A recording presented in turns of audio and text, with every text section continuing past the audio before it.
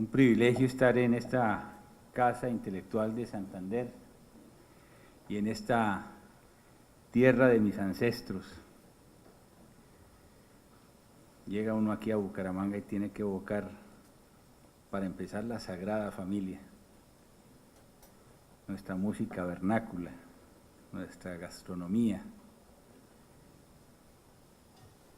y el valor de nuestros ancestros, de los guanes.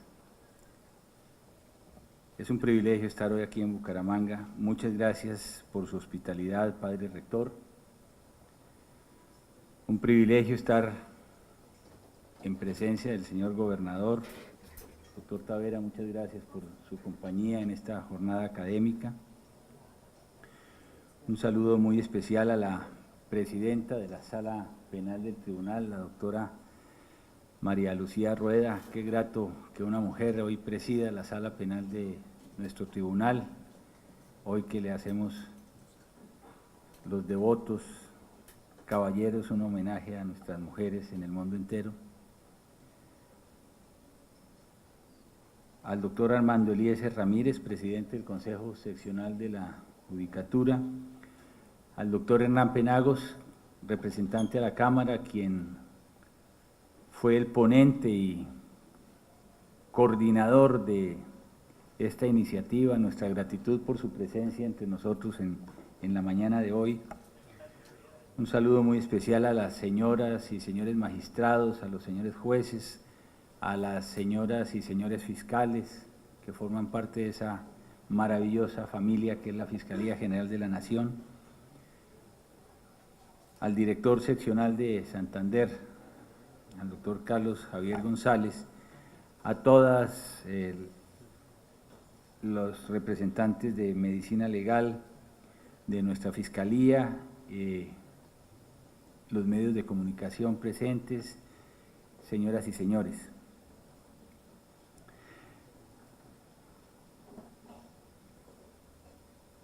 Si hay alguna asignatura pendiente en el Estado, tiene que ver con la formulación y ejecución de una política criminal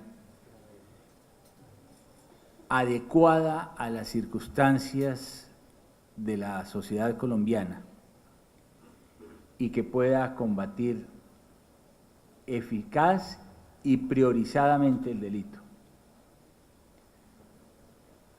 En los últimos años hemos caído en la tentación de entrar en una dinámica sedativa de reformas a la ley penal, criminalizando de un lado todos los comportamientos antisociales, lo que hace mucho más ineficiente nuestro sistema criminal, de una parte, y de la otra, aumentando recurrentemente las penas como si con ello fuésemos capaces de doblegar el delito. Estamos en mora de postular una política criminal que en primer lugar pase por la necesidad de racionalizar el ejercicio de la pena en un mundo de convivencia social. Y eso implica necesariamente revisar la tipicidad cuando en Colombia hay más de 400 tipos penales vigentes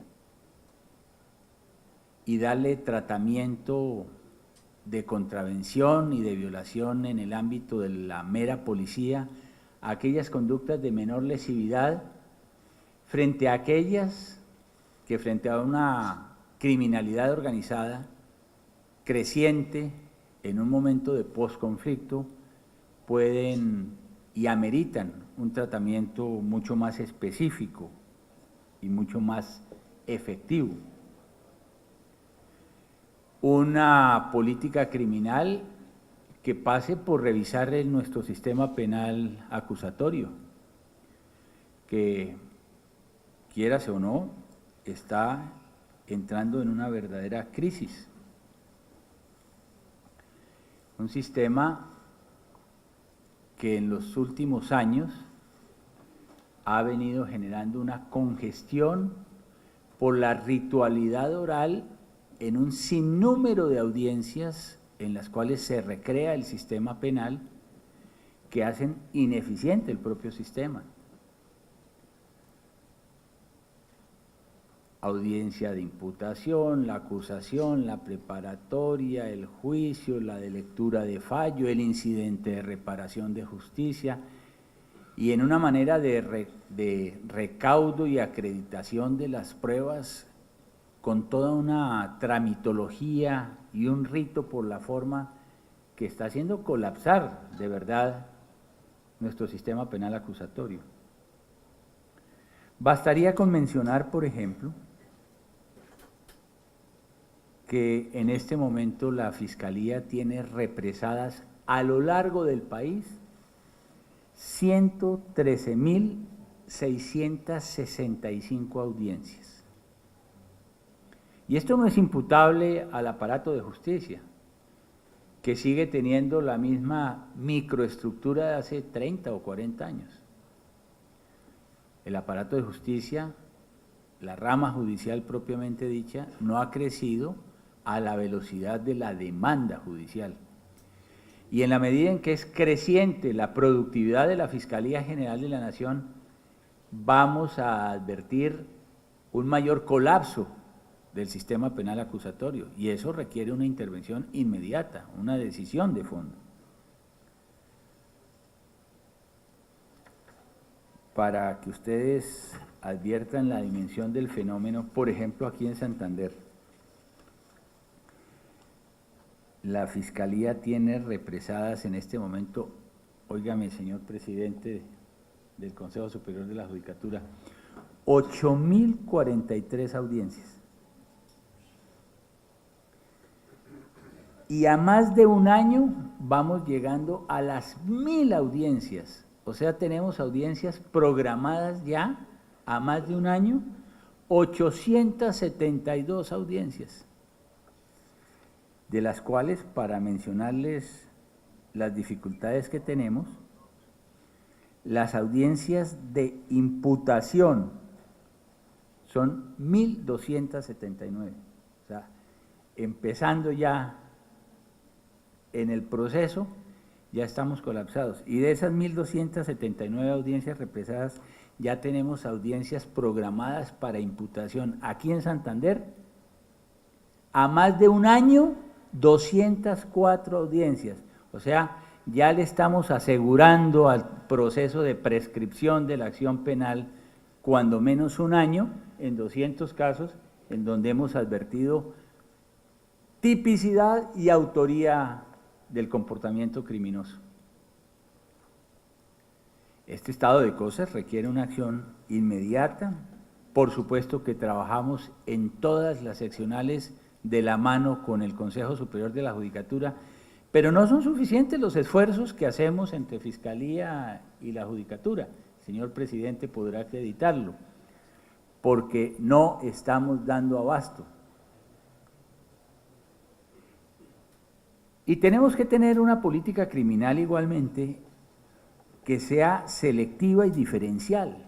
No podemos tener un tratamiento unívoco, idéntico, para reprimir las formas de delito provenientes del crimen organizado, de la nueva criminalidad organizada que está afectando al ciudadano de a pie, que aquellos delitos de bagatela, aquellos delitos menores, de menor lesividad, que requieren un menor derroche de jurisdicción de una parte y un mayor grado de eficiencia en la sanción criminal para reprimir estas formas de comportamiento antisocial. Por eso el tratamiento diferenciado a las conductas de menor complejidad tiene que ser un elemento central de esa política criminal. Mucho más en un periodo de posconflicto. Algo que debemos registrar los colombianos con verdadero entusiasmo es que los delitos productos de la guerra, de la confrontación en la que vivimos los últimos 60 años en Colombia, han cesado fundamentalmente. La extorsión, por ejemplo, está cayendo a nivel nacional a tasas del 60%. Esa es una gran noticia. Lo que está pasando en materia de secuestro es una muy buena noticia porque realmente este flagelo que tanto afectó a la sociedad colombiana está absolutamente controlado a lo largo y ancho del país. Esa es una muy buena noticia. Pero empiezan a surgir nuevas formas de criminalidad complejas. Una de ellas, lo he dicho desde el momento mismo de mi posesión, está asociada al negocio creciente del narcotráfico en Colombia, que ya no es monopolio de unas simples regiones del país desde el punto de vista de su productividad, de la industria del narcotráfico y del propio consumo. En Santander hace 30 años, cuando yo era ministro de Justicia, el narcotráfico no era un tema que hubiera tocado a la sociedad santanderiana. Hoy tenemos que registrar lamentablemente que, por ejemplo, el homicidio, mientras está decreciendo a nivel nacional a tasas del 10%, que es muy buena noticia, el homicidio está cayendo al 10% para el mes de febrero. En el caso de Santander, en el año corrido, entre enero y febrero, por ejemplo, el homicidio está creciendo a una tasa del 26%. Le he dicho al señor gobernador que estaremos aquí a más tardar en 2 semanas con un grupo élite que va a intervenir este comportamiento antisocial porque no vamos a permitir este flagelo en Santander. El señor director seccional tiene un mandato inequívoco en estas materias, pero esto está asociado ¿a qué? A la presencia de bandas criminales de microtráfico que están librando una batalla en todo Santander y particularmente en Bucaramanga, donde la tasa de crecimiento es mayor que la regional, porque en Bucaramanga está creciendo a una tasa del 31% el homicidio, eso no lo podemos permitir, como producto de un enfrentamiento que se expresa en homicidios de naturaleza sicarial entre bandas criminales, tratando de cooptar territorios para beneficio de esa industria ilícita del microtráfico que está afectando a nuestros niños, a los adolescentes, que está constriñendo a nuestros jóvenes, que los está asediando en el colegio, en la universidad, y por eso se impone una acción inteligente del Estado frente a estos comportamientos criminosos. La Fiscalía General de la Nación hará entrega la próxima semana al Gobierno Nacional de un proyecto de iniciativa legislativa para hacer más eficaz la acción del Estado en la lucha contra este tipo de comportamiento criminal, contra estas bandas criminales que empiezan a hacer presencia a lo largo y ancho de todo el país y que están afectando los indicadores de seguridad ciudadana. Alrededor de estas bandas criminales también surgen anejas, conductas que afectan la seguridad en los barrios, en los municipios, en las aldeas, como el hurto. El hurto está creciendo a tasas superiores al 10% a nivel nacional. Mientras cae el homicidio, el hurto, que es la afectación de la seguridad ciudadana, es la expresión más genuina de la afectación de la seguridad ciudadana, está creciendo a tasas superiores al 10% y está asociada a estas bandas criminales. En este proyecto de decreto, en que animaríamos al señor presidente y al gobierno nacional a que se haga un uso muy eficaz del fast track, se podrían tomar medidas que faciliten la represión penal de estas organizaciones criminales. Por múltiples circunstancias, mencionaría 2, por ejemplo. El recaudo de la prueba testimonial que tiene que hacerse en la fase de la investigación por parte de la Fiscalía contra estas organizaciones criminales que en lo territorial, en lo local, son muy peligrosas y constituyen una amenaza frente a esos propios testigos. Después de haber incorporado esos testimonios al proceso con todas las garantías y los procedimientos del debido proceso, tenemos que repetirlas en la etapa del juicio haciendo un verdadero derroche en el esquema contra las bandas criminales y haciendo mucho más compleja la forma de persuasión al juez frente a la evidencia que se ha encontrado, porque el constreñimiento y la afectación y los riesgos frente a esos testigos sigue siendo enorme frente a estas nuevas organizaciones del delito que están apareciendo en todas las cabeceras municipales y en todas las capitales de departamento principalmente. ¿Por qué no permitir que haya una prueba anticipada, el tratamiento de prueba anticipada que se pueda aportar en el juicio a partir de su recaudo en la propia investigación, solo cuando se trate de organizaciones criminales de esta naturaleza? Eso sería algo muy eficaz en beneficio del buen suceso de los procesos frente a las organizaciones criminales. O lo que está ocurriendo con los términos de el término de las 36 horas, cuando capturamos bandas, como lo estamos haciendo ya semanalmente, de 20, 30 y 40 miembros de una organización criminal, llegamos ante el juez de garantías a la legalización de las capturas y por supuesto el tiempo se nos va en la defensa de estos implicados y empieza a correr el reloj y las 36 horas corriendo sin suspenderse, lo saben los defensores de estas organizaciones criminales, se pasan las 36 horas y la libertad inmediata mientras estamos en audiencias de legalización. Esto requiere ir puntualizando a través de regulaciones precisas, en nuestro entender, la legislación vigente para ser más eficientes. En fin, creemos que en materia de política criminal es mucho lo que hay que hacer.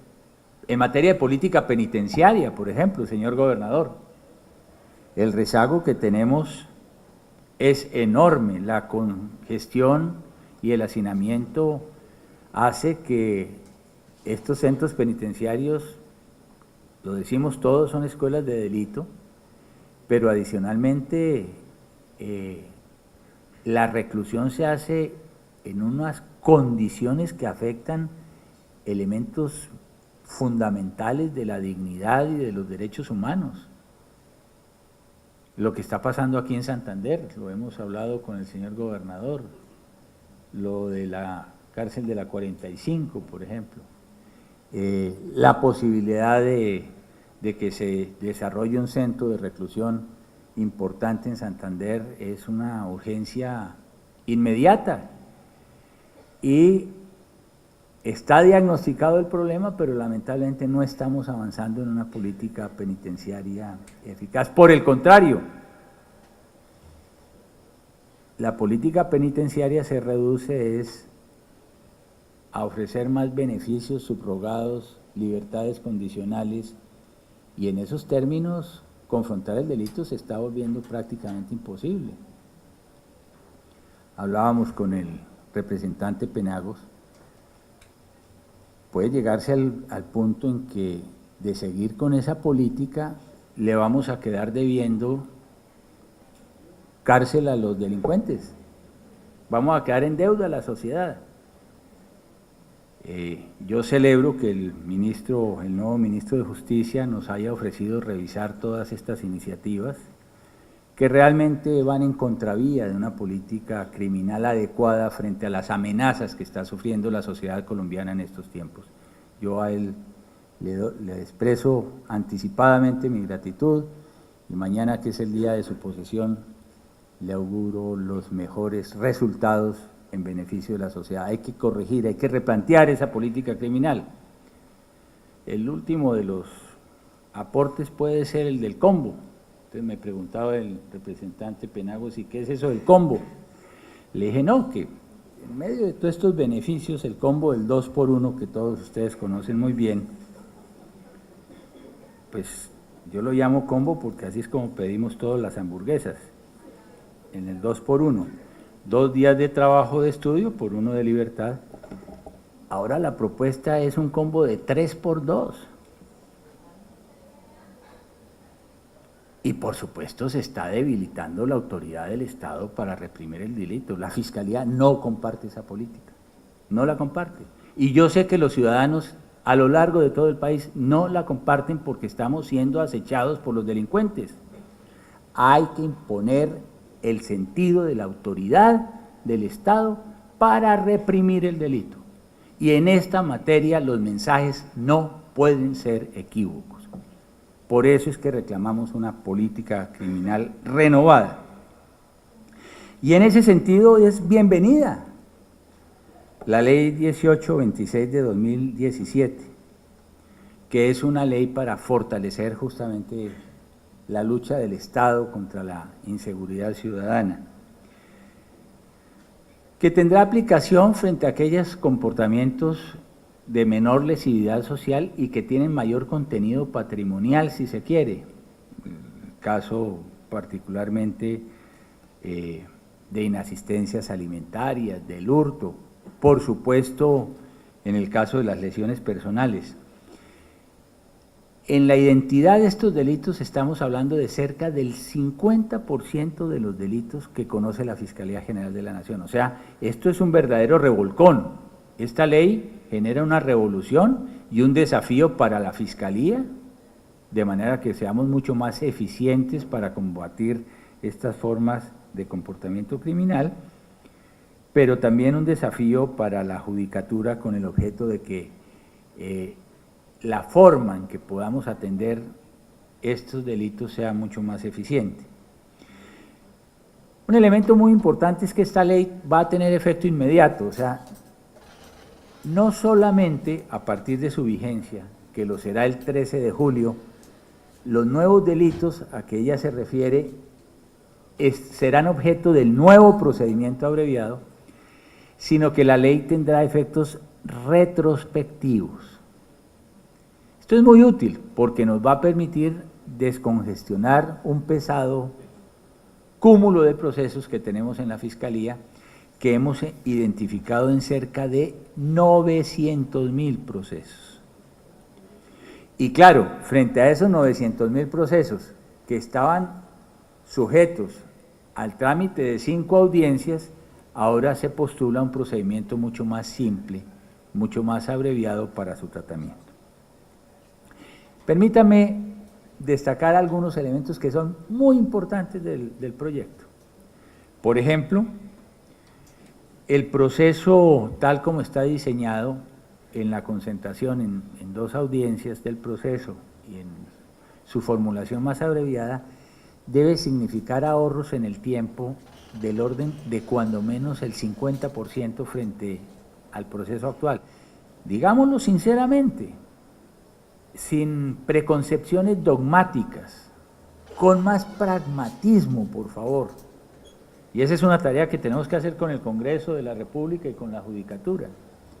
No podemos seguir imbuidos en un proceso tan complejo como el que tiene hoy la Ley 906, que la dogmática lo destaca, sin afectar el modelo garantista que constituye el fundamento. No, ni más faltaba.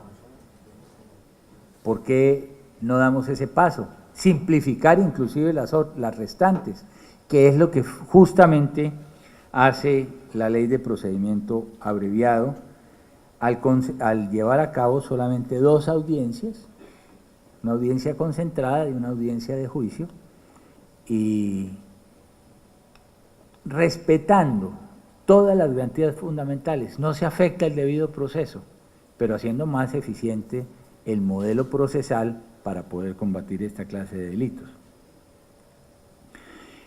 Otro elemento muy importante, porque a lo largo del país hay como cierta aflicción en las autoridades de policía que le dicen a uno, pero es que mire, ¿cómo seguimos luchando contra el delito si capturamos a las personas, las llevamos a donde el juez de garantías y como son delitos de bagatela, de menor peligrosidad, etcétera, es muy difícil obtener una privación de la libertad?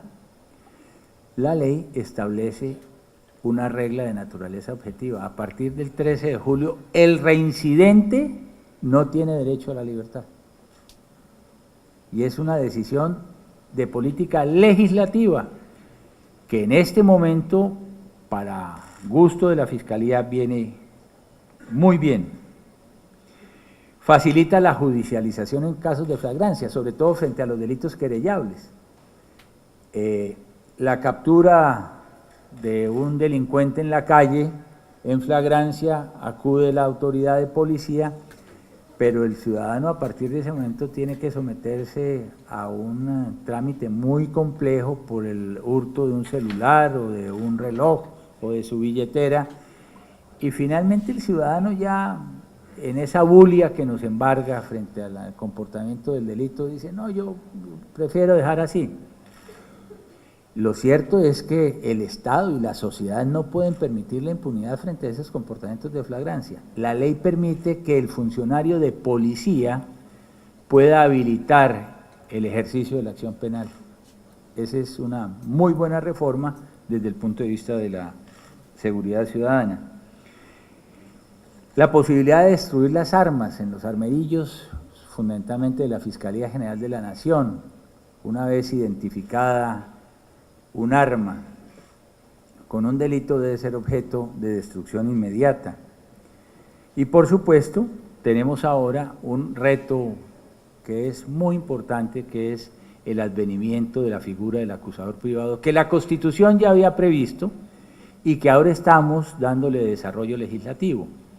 Entonces, la concurrencia con los defensores privados para que ellos ejerzan la acción penal del Estado queda habilitada. Es un desafío para la Fiscalía mantener los controles adecuados en esta materia y asegurar en cualquier caso la posibilidad de la reversión de esta delegación que haga el Estado a través de la Fiscalía, para que en determinados casos, y si hay un mal ejercicio de la acción penal por el particular, se pueda revertir esa delegación, o cuando se advierte que a través de una asociación de casos en los cuales pueda estar involucrado uno que cuente con acusador privado, le corresponda a la Fiscalía el ejercicio de la acción penal, concentrando la investigación con el objeto de combatir formas sistémicas de comportamiento antisocial.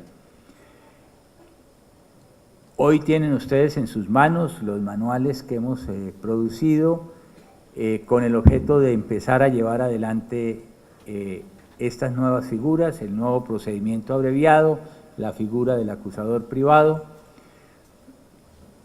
Este foro tiene por objeto socializar la nueva ley, compartir con ustedes los antecedentes de la ley, compartir con ustedes los desarrollos técnicos que estamos haciendo en la Fiscalía General de la Nación y hacer una empresa común entre todos para que seamos como sociedad mucho más eficaces en la forma de doblegar el delito y particularmente estos delitos que tanto afectan a la seguridad de los colombianos.